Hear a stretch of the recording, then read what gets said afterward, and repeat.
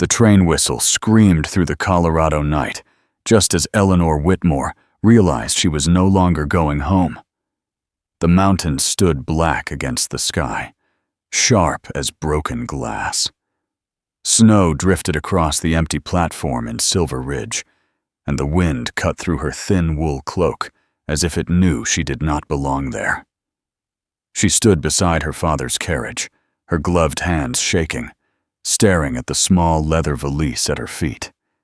2 hours earlier, her sister had run away. Not to another town, not to a friend's house. Run away to marry a ranch hand. And now, Eleanor was here to take her place. Inside the carriage, Senator Harold Whitmore sat stiff and pale, his jaw clenched so tightly it looked as if it might crack. He did not look at her, yet he stared straight ahead, as though the darkness outside the window held the only answer to the ruin pressing down on him. "He is expecting a bride tonight," her father had said, back at the house in Denver. "The agreement is signed. The land rights are secured. If we fail him, Eleanor, the rail line collapses. My career collapses. We lose everything." Her mother had wept softly into her handkerchief, but had not protested. And Eleanor, the quiet daughter who balanced accounts and read law books in secret, had stepped forward when no one else would. "I will go," she had said. She had not said she was terrified. The wind howled again as the carriage door opened. A tall man in a black coat approached from the shadows of the station. He removed his hat in a brief, stiff greeting. "Miss Whitmore," he said. "I am Mr. Grayson. His Grace is waiting." His Grace. The words still felt unreal. Officially, the man she was to marry was Jonathan Blackwood, a wealthy landowner from the Northern Territories, a powerful figure whose support could make or break political power in the West. The newspapers called him the Iron Duke of the Rockies, though America had no true dukes. It was a nickname, a legend, a warning. They said he had fought in private wars along the border, that he had come back scarred and changed, that he rarely showed his face in public. They said no woman had ever accepted his proposal before, until her sister, and now until her. The carriage rolled away from the station and into the mountains. Snow thickened. The road narrowed into a path carved between dark pines. Eleanor pressed her hand against the cold window glass. She was no longer Eleanor Whitmore. Tonight, she was Margaret. Her sister's name felt heavy on her tongue. 3 hours later, Blackwood Estate rose from the mountainside like a fortress carved from stone. It was not soft or welcoming. It was strong, severe, and silent. Gas lamps flickered along the long drive. The house stood wide and solid against the snow, its windows dark except for a faint glow in the upper floor. The carriage stopped. Mr. Grayson opened the door and extended his hand. "His Grace prefers to conduct the ceremony privately," he said. "He dislikes spectacle." Of course he does, Eleanor thought. She stepped down into the snow. It crunched beneath her boots like breaking glass. Inside, the air was warm but heavy. The entrance hall was vast, lined with dark wood and oil portraits of stern men with sharp eyes. But no flowers, no music, no guests, only silence. A woman in a black dress approached. Her posture was perfect, her expression unreadable. "I am Mrs. Callahan," she said. "The master is in the chapel." Chapel. Eleanor's heart pounded so hard she felt it in her throat. She was led down a long corridor, lit by oil lamps. Her wedding gown brushed against the polished floor. It had been Margaret's gown, altered quickly at the waist because Eleanor was thinner. The lace collar felt tight around her neck, as if already claiming her. The chapel doors opened. It was small and made of stone, with tall, narrow windows and rows of empty pews. At the front stood a minister, nervous and red-faced, and beside him stood the man she was about to marry. He was tall, taller than she expected, broad shoulders beneath a black formal coat, and his posture straight and unyielding. He did not turn when she entered. The minister cleared his throat. "We are gathered here. Begin," the man said. His voice was low and controlled, but it carried easily through the chapel. He turned. Eleanor forgot how to breathe. The left side of his face was covered by a black leather half-mask that stretched from his temple to his jaw. It was plain, severe, hiding whatever lay beneath. The visible side of his face was striking. Strong jaw, sharp cheekbone, a single gray eye that fixed on her with unsettling focus. He looked at her not with warmth, but with assessment. "You are not as tall as your portrait," he said. Her pulse stumbled.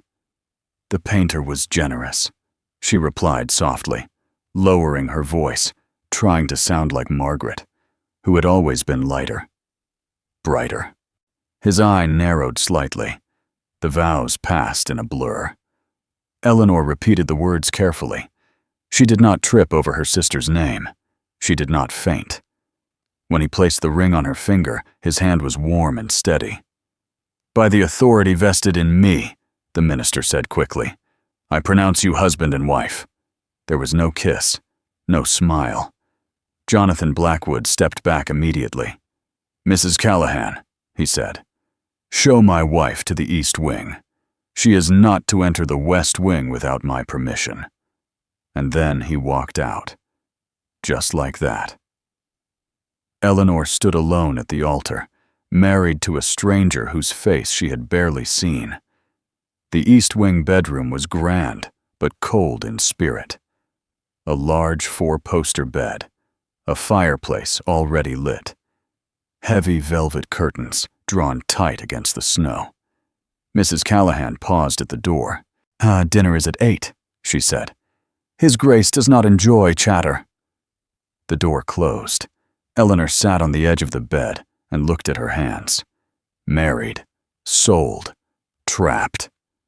At dinner, the table stretched so long it seemed meant for 20 guests. Only 2 chairs were occupied. He sat at one end, she at the other. He removed his gloves, but not his mask. They ate in silence for several minutes. The only sound was silver against porcelain. "The journey was difficult?" he asked finally. "Yes," she said. "The mountains are beautiful. Most people find them unforgiving. I do not," she replied, before she could stop herself. His fork paused mid-air. "You do not? I prefer honest danger to polite lies." The words slipped out before she could shape them into something softer, something more like Margaret. Silence followed, and his eye studied her carefully. "You are not what I was told to expect," he said. Her stomach tightened. "People are often misunderstood," she answered. He leaned back slightly. "Indeed." After dinner, he stood. "I work late," he said. "You will not wander." "I am not a child," she replied quietly. For a moment, something almost like surprise flickered in his gaze. "No," he said slowly, "you are not." He left her alone again. That night, sleep would not come. The wind struck the windows like restless fingers. The estate creaked with the sound of settling timber. Around midnight, Eleanor heard something that did not belong to wind or wood. A steady metallic rhythm. Click. Pause. Click. Click. Her breath caught. It came from somewhere below her room. Curiosity battled fear. She wrapped a shawl around her shoulders and slipped into the corridor, carrying a small oil lamp. The sound grew louder as she moved toward the West Wing. The Forbidden Wing. A door stood slightly open. Light spilled through the narrow gap. She stepped closer. Inside, Jonathan Blackwood stood at a wide desk covered in maps. He was not wearing the mask. Eleanor leaned forward. There was a scar, yes, a thin, pale line across his temple. But it was not monstrous, not the horror whispered about in society columns. He was not hideous. He was devastatingly handsome, hard, intense, alive. Across from him stood a man in a military coat. "The governor arrives in Cheyenne on Thursday," Jonathan said in a voice sharper than before, commanding. "The attempt will happen at the rail yard. We intercept before the signal is given." "Yes, Your Grace," the soldier replied. Eleanor's heart slammed. "Your Grace," the soldier continued. "If Washington learns that the Duke of Ravenhurst survived the border massacre, they will demand your return." "The Duke of Ravenhurst is dead," Jonathan said coldly. "He died 3 years ago. I am Jonathan Blackwood." The lamp in Eleanor's hand trembled. The Duke of Ravenhurst, a European noble who had vanished during an overseas conflict, a man rumored to have secret alliances with American industrial powers, and a man thought buried in a foreign grave. She shifted her weight slightly. The floorboard creaked. Jonathan's head snapped toward the door. In one swift motion, he drew a revolver and aimed straight at her. "Step into the light," he commanded. Her heart pounded so hard, she thought it might stop. Slowly, Eleanor pushed the door open and stepped inside. He stared at her. The soldier reached for his own weapon. "Margaret," Jonathan said carefully. She swallowed. "My name," she whispered, "is Eleanor." The room went silent. The revolver lowered just slightly. "Explain," he said. And Eleanor knew that the lie that had brought her here was about to explode into something far more dangerous than a political marriage. She lifted her chin. "My sister ran away," she said. I came in her place." Jonathan Blackwood's gray eye hardened. "So," he said slowly, "I have married the wrong woman." And somewhere deep inside Eleanor, fear turned into something else. Because she had not only married a stranger, she had married a man the world believed to be dead. The revolver did not lower all the way. Jonathan Blackwood stood perfectly still, his gray eye locked on Eleanor, as if he were measuring the truth in her pulse. "You have one chance," he said. "Speak carefully." The soldier beside him shifted, but did not interrupt. Eleanor kept her hands where he could see them. She forced herself not to tremble. "My sister left 2 hours before we boarded the train," she said. "She ran away with a man from Denver. My father could not break the agreement with you. The rail contract would have collapsed. So, he sent me." "You expect me to believe you volunteered for this?" "Yes." The word came out steady. Jonathan's gaze sharpened. "Why?" "Because someone had to." Silence filled the study. The fire crackled. Snow tapped against the tall windows. Finally, he lowered the revolver completely. "Thomas," he said to the soldier, "leave us." The man hesitated.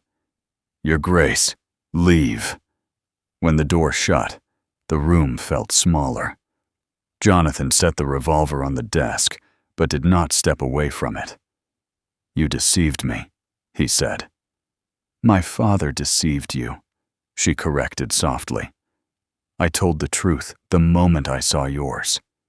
His jaw tightened. "You should be terrified."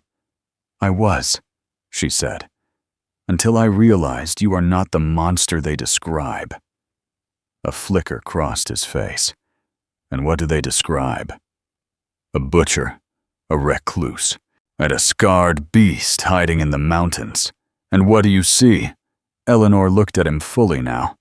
"I see a man preparing to stop an assassination." His expression changed. Not anger, not softness. Recognition. "You heard enough to make yourself dangerous," he said. "I hear patterns," she replied, "and I notice details.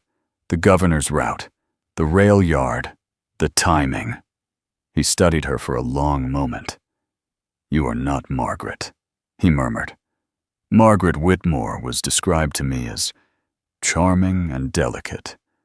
"My sister enjoys parties," Eleanor said. "I enjoy books." The corner of his mouth moved slightly. "God help me," he muttered. He walked around the desk, closer now. Without the mask, he seemed younger. The scar at his temple caught the firelight, but did not weaken him. It made him look real. "You understand what you have stepped into?" he asked. "I married you," she said quietly. "I believe that answers the question." He stopped in front of her. "The Duke of Ravenhurst died publicly 3 years ago," he said. "That death allowed me to move freely, without political chains, without foreign eyes watching my steps." "And now?" she asked. "Now I operate as Jonathan Blackwood, a private landowner, a quiet investor, a man no one fears enough to monitor, but someone is trying to kill the governor. Yes. And you intend to stop it? Yes. Then why hide?" His voice hardened. "Because the men behind this do not fear governors. They fear the Duke." The truth settled heavy between them. "You married into a war," he said. She lifted her chin. "I have been living in one my entire life, and it just looked like dinner parties." For the first time, he almost smiled. Almost. "You cannot leave now," he said. "You know too much." "I did not plan to leave." "That would be wise." He walked to the sideboard and poured 2 glasses of whiskey. He handed one to her. She hesitated only a second before taking it. "To unwanted marriages," he said dryly. She met his gaze. "To inconvenient truths." They drank. The warmth steadied her nerves. "What happens next?" she asked. He set the glass down. "Next, we pretend nothing is wrong." "That may be difficult," she said. "You aimed a revolver at me." "You walked into a secure war room," he replied. "Fair." He moved back to the desk and spread out the map. "The governor arrives in Cheyenne in 2 days," he said. "The attack will occur during the speech at the rail yard. Large crowd, confusion, easy escape. And you will intercept the attacker." "Yes." "How?" He looked at her carefully. "You are asking to be involved." "I am already involved." "You could stay here." "And wait?" she asked. "While you risk exposure?" He did not answer. She stepped closer to the desk. Her shoulder nearly brushed his. "Your men expect you to be alone," she said. "No wife, no distractions. They expect Margaret. And instead, they have me." He looked down at her. "Yes, they do." A quiet tension built between them. Not fear this time. Something sharper. Awareness. "You cannot attend the governor's speech openly," she said. "If someone recognizes you, they will not. Unless they do." He exhaled slowly. "What are you suggesting?" "I attend." His head snapped toward her. Absolutely not." "Why?" "Because it is dangerous. So is being married to you." He stepped closer. "This is not a debate, Eleanor." "Then what is it?" She shot back. "You need someone who can move unnoticed, someone people will underestimate, someone they will not suspect." His silence answered her. "You need a politician's daughter," she said quietly. "Not a duke." The truth of it hung between them. "You have courage," he said after a moment. "But courage is not strategy." "Then teach me." He stared at her. "You would learn?" "Yes." "You understand that if something goes wrong, it already has," she said softly. "My sister ran away. My father sold me. I married a man the world believes is dead. I am past worrying about comfort." The words were simple, but they were true. He reached out suddenly and brushed his thumb against her cheek, as if testing whether she would flinch. She did not. "You are nothing like the woman I agreed to marry," he murmured. "Is that disappointment?" "No," he said quietly. "It is a complication." They stood too close now. The air felt heavy, charged. A knock broke the moment. Thomas stepped in without waiting for permission. "Your Grace, riders from Denver have arrived." Jonathan's expression changed instantly. Controlled. Cold. "Who?" "Senator Whitmore." Eleanor's stomach dropped. "My father?" "Yes, ma'am." Jonathan looked at her. "Does he know you told me?" "No." "Good." He replaced the mask swiftly, fastening it into place. In seconds, the fierce man before her became the distant Blackwood again. "Stay beside me," he said. They walked to the grand entry hall together. Her father stood near the fireplace, snow melting off his boots. His face was pale with worry. "Margaret," he began automatically. "It's Eleanor," she said firmly. He froze. Jonathan stepped forward. "Senator Whitmore," he said coolly. "You owe me an explanation." Her father swallowed. "My daughter panicked," he said. "She did not understand the importance of the alliance." "And so you replaced her like a damaged shipment?" Jonathan asked. The words were calm but sharp.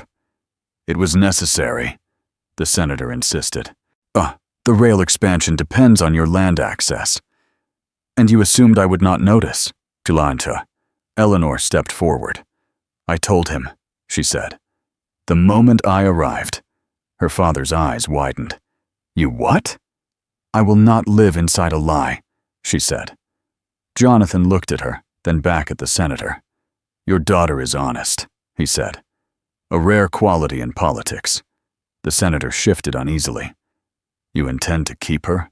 he asked carefully.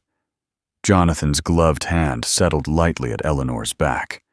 "Yes," he said. The single word echoed. Eleanor's breath caught.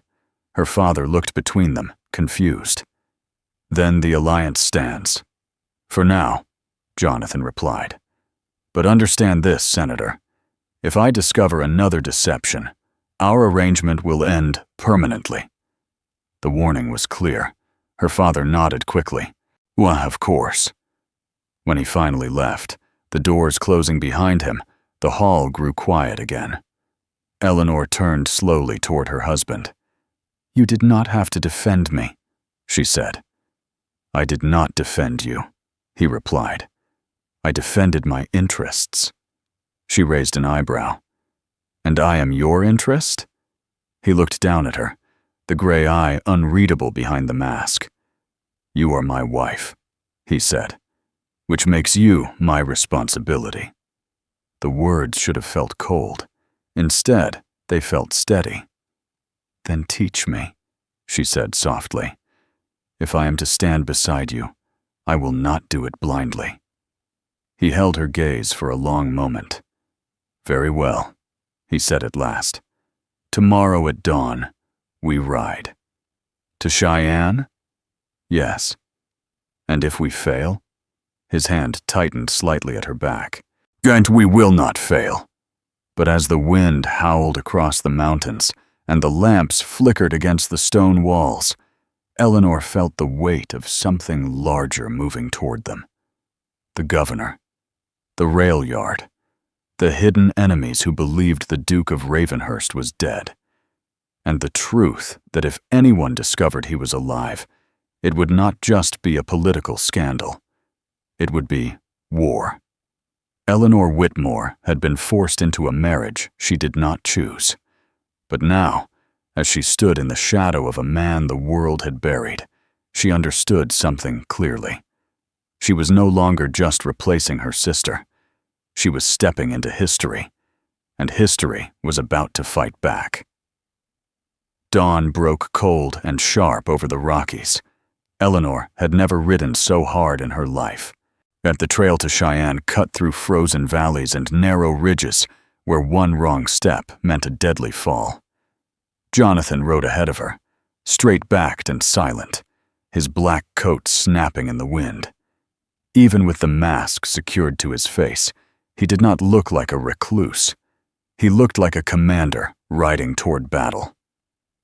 Thomas and 2 other men followed at a distance. They reached Cheyenne just after noon. The town buzzed with excitement. Banners hung across the main street. Vendors shouted. The rail yard had been cleared for the governor's speech. A wooden platform stood near the tracks, draped in flags. Music played. Children laughed. It looked harmless. It was not. Jonathan guided Eleanor into a quiet alley beside a warehouse overlooking the rail yard. "Remember," he said, fastening his gloves, "quote, you are here as Senator Whitmore's daughter. Curious, proud, visible. And you?" she asked. "I am no one." He removed the mask and handed it to Thomas. For a moment she stared at his bare face. The scar at his temple caught the light. It no longer looked like something to hide. It looked like a mark of survival. "You will be close enough to see me," he said quietly. "If something shifts, you move first. Do not wait for my signal." Her heart pounded. "You trust me? I would not have brought you otherwise." They parted. Eleanor stepped into the crowd. The rail yard smelled of smoke and metal. Men in suits gathered near the platform. Ladies held parasols against the pale sun. Soldiers stood at careful intervals. She forced her breathing steady. "Watch the edges," she reminded herself. But Jonathan had told her the attack would not come from the obvious place. It would come from someone overlooked. The governor arrived to loud applause. He climbed the platform and began speaking about expansion, prosperity, unity. Eleanor scanned the crowd. A newspaper boy moved too slowly near the crates by the tracks. A man in a railway uniform kept glancing toward the telegraph office. But it was the woman near the platform who caught her eye. She stood very still. Too still. Dressed plainly in gray. One hand hidden inside her coat. Eleanor's pulse spiked. The woman's gaze was fixed not on the governor, but on the signal tower behind him. A diversion. Eleanor turned her head slightly.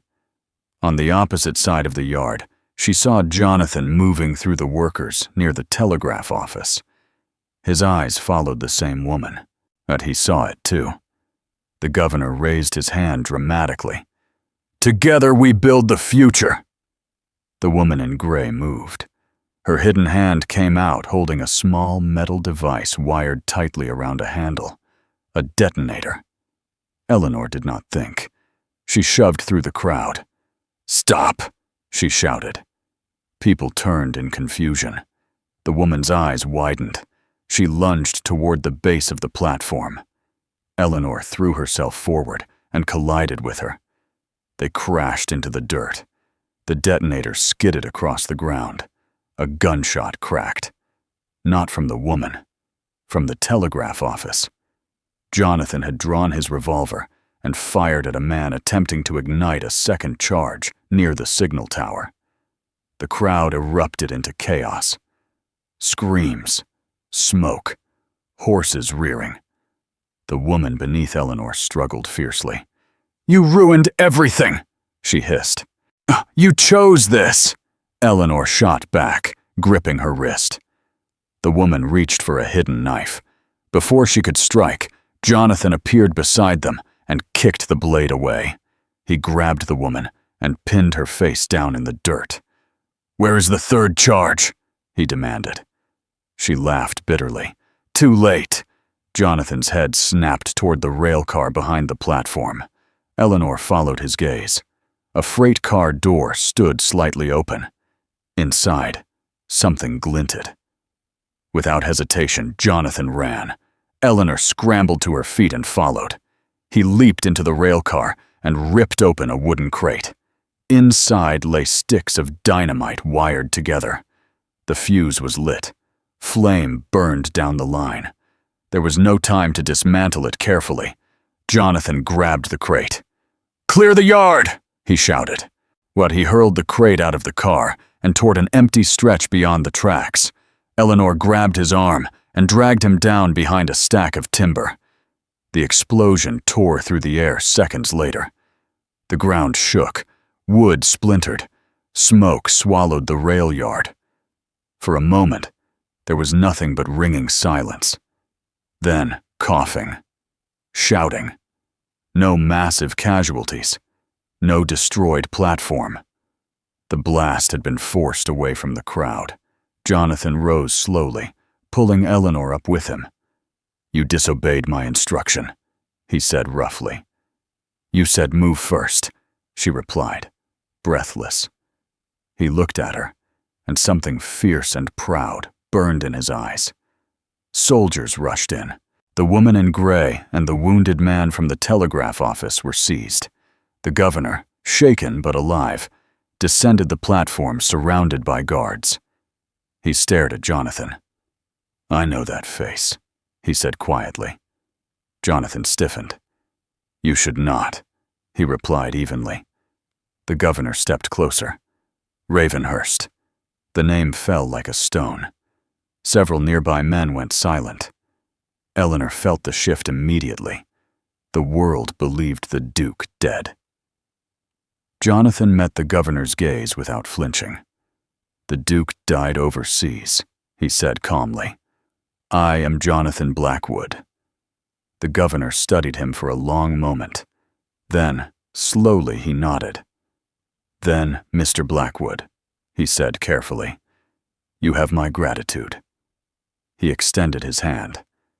Jonathan hesitated only a second before shaking it. The moment passed. But Eleanor understood something important. The truth was fragile, and now it was close to breaking. That evening, back at Blackwood Estate, the wind howled once more around the stone walls. Jonathan stood in the study, staring at the fire. "You exposed yourself," Eleanor said gently. "I calculated the risk. The governor recognized you." He chose silence. For now. He turned toward her. "Are you afraid?" "Yes," she admitted. "Of me?" "No." He crossed the room slowly. "Then of what?" "That one day the world will demand you return to being a duke." His gaze softened. "And if it does? Will you leave this life?" she asked quietly. "Leave the mountains?" He stepped closer until only inches separated them. "I did not survive war to return to a gilded cage," he said. "And me?" she asked. "You," he said, reaching up to brush a loose strand of hair from her face, "are the only reason I would ever consider stepping into light again." Her breath caught. "You once told me I was your responsibility," she said softly. "I was wrong." He slid his hand to her waist. "You are my equal." The words settled between them like a vow stronger than the one spoken in the chapel. "I did not marry Margaret," he continued. "I married Eleanor, and I would choose you again." Emotion rose sharp in her chest. "I was sent here as a replacement," she whispered. "You were never a replacement," he said firmly. "You were the woman I needed." He leaned down and kissed her. Not hurried, not desperate, certain. Outside, the mountains stood silent and strong against the night. The assassination plot had failed. The governor lived. The Rail Alliance remained intact. But more than that, something else had survived. A forced marriage had become a partnership. A hidden duke had found a woman unafraid of his shadows. And Eleanor Whitmore, once the quiet sister sent in another's place, had stepped into her own power. The world might still believe the Duke of Ravenhurst was dead. But in the mountains of Colorado, beside a woman who refused to stand behind him, he was very much alive. And this time, he was not fighting alone.